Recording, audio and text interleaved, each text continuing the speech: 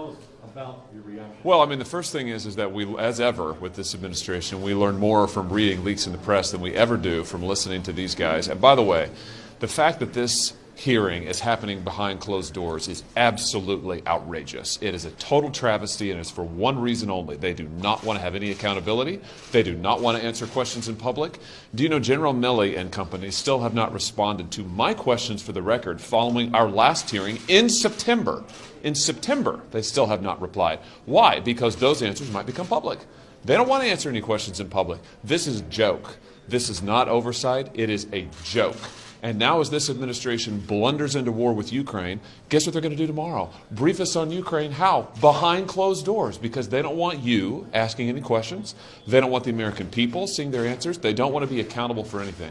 This is the most disastrous administration for American foreign policy since the Vietnam War, and it only gets worse. So let me just reiterate, this is a joke. What's happening today is a clown show. It is meant to be a clown show, and it is an absolute travesty. I hope you all are livid. I'm livid.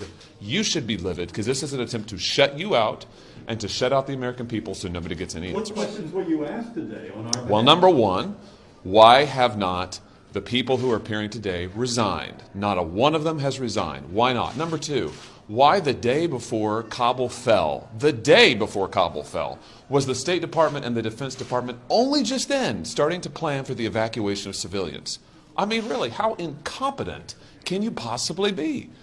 Did the State Department and the Defense Department actually coordinate on the evacuation of civilians? The Defense Department claims they told State to do the civilian evacuation earlier. That's what General Milley testified to, and General Austin back in September.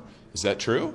I'd like to know. I'm going to ask Secretary Blinken. So we'll see if we get any answers. My prediction is we'll get no answers. It'll be all kinds of prevarications and evasions, and it'll all be behind closed doors, which is why this is a joke. Your reaction to the new deployment of troops? Bad idea. It's a mistake. It's a mistake to send more American troops to Europe at this time. But listen, I mean, it's just another foreign policy crisis that this administration's blundered into, and I'm sure it will not be the last. All right, I better go on to this important hearing. All right.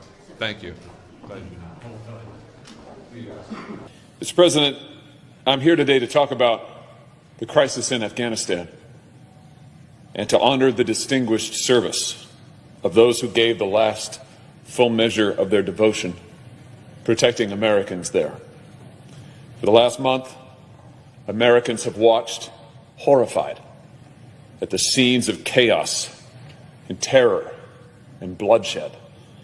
Americans trapped at the Kabul airport, terrified as the enemy closed in. Innocent civilians fleeing for their lives, abandoned by their government.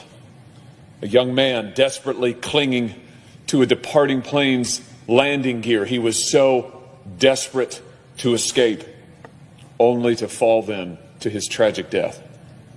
13 Marines, the pride of our nation, cut down by terrorists, never to see home again. And then, as American planes finally departed, hundreds of American civilians left behind to the enemy.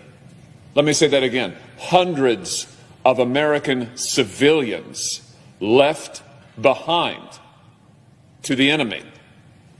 And after all of that, who can forget the image of the President of the United States declaring this mission that he planned, that he executed, that he oversaw, this mission that left 13 Marines dead, that left hundreds of American civilians behind enemy lines, this mission that resulted in chaos and terror and bloodshed? Who can forget this president saying that the mission was, and I quote, extraordinarily successful?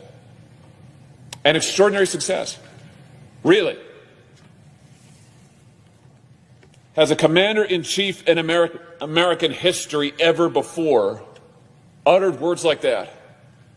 Has a commander-in-chief ever celebrated as successful the abandonment of American civilians to an enemy, the death of American soldiers, the terrorizing of American citizens and American allies?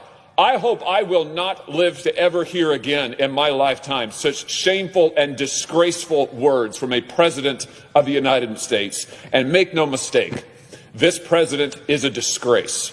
His behavior is disgraceful. He has dishonored this country with his shameful leadership in this crisis.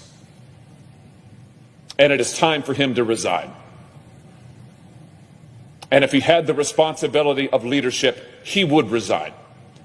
For the crisis that he has himself led this nation into, and the responsibility he bears for the lives that have been lost, and for the American citizens who are even now, as I speak, trapped in Afghanistan, left to the enemy because of his failures and his shameful, disgraceful leadership.